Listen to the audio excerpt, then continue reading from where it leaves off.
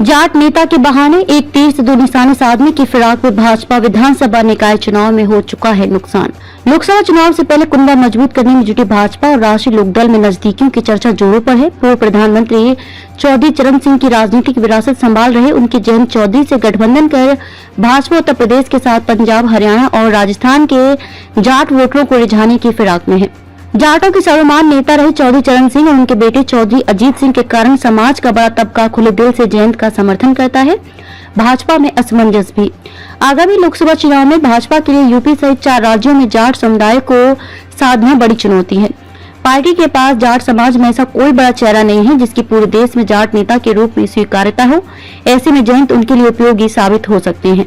लिहाजा पार्टी के शीर्ष नेताओं में एक गुट जयंत से गठबंधन करने की पैरवी कर रहा है। वहीं भाजपा में ही एक बड़ा गुट जयंत को शामिल करने के पक्ष में नहीं है। उनका मानना है कि रालोद से गठबंधन का ज्यादा फायदा नहीं होगा, बल्कि पार्टी को अपनी जीती हुई सीटें गठबंधन में उन्हें देनी पड़ेंगी। पड़ोसी राज्यों में जाट वोट बना चुनौती। भाजपा ने राजस्थान में जाट समाज के सतीश पुनिया को प्रदेश अध्यक्ष के पद से हटाकर विधानसभा में उपनेता प्रतिपक्ष और बाद में राष्ट्रीय कार्यकारिणी की जगह दी है, लेकिन इससे जाट समुदाय संतुष्ट नहीं है। राजस्थान में आगामी नवंबर-दिसंबर में विधानसभा चुनाव भी है। राज्य में जाट वोट बैंक को साधना भाजपा के लिए बड़ी चुनौती है।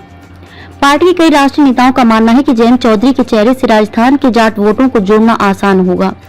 उधर हरियाणा में भी उप मुख्यमंत्री अजय चौटाला और भाजपा के बीच तनातनी चल रही है। ऐसे में भाजपा को वहां भी जाट समाज के बीच मजबूत चेहरे की आवश्यकता है।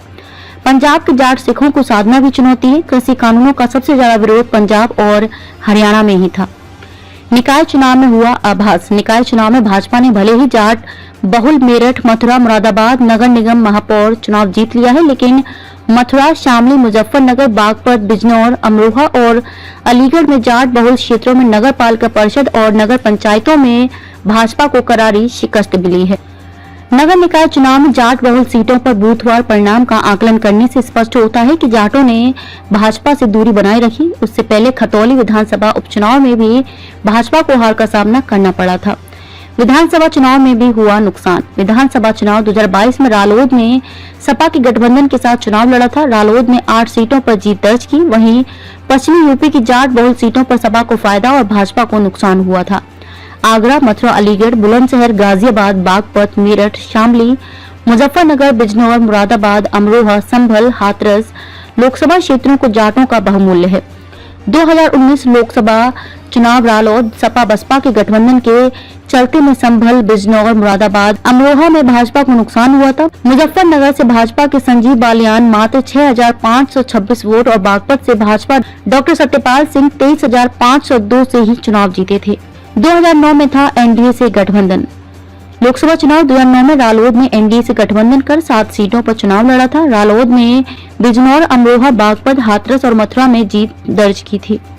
जानकारों का मानना है कि यदि 2024 के लिए भी रालोद का गठबंधन हुआ तो पार्टी वही 5 सीटें गठबंधन में मांगेगी। वहीं भाजपा नेतृत्व बागपत और मथुरा सीट देने पर सहमत हो सकता है। भाजपा के एक पदाधिकारी का कहना है कि रालोद से गठबंधन सीटों के बंटवारे पर ही निर्भर करेगा।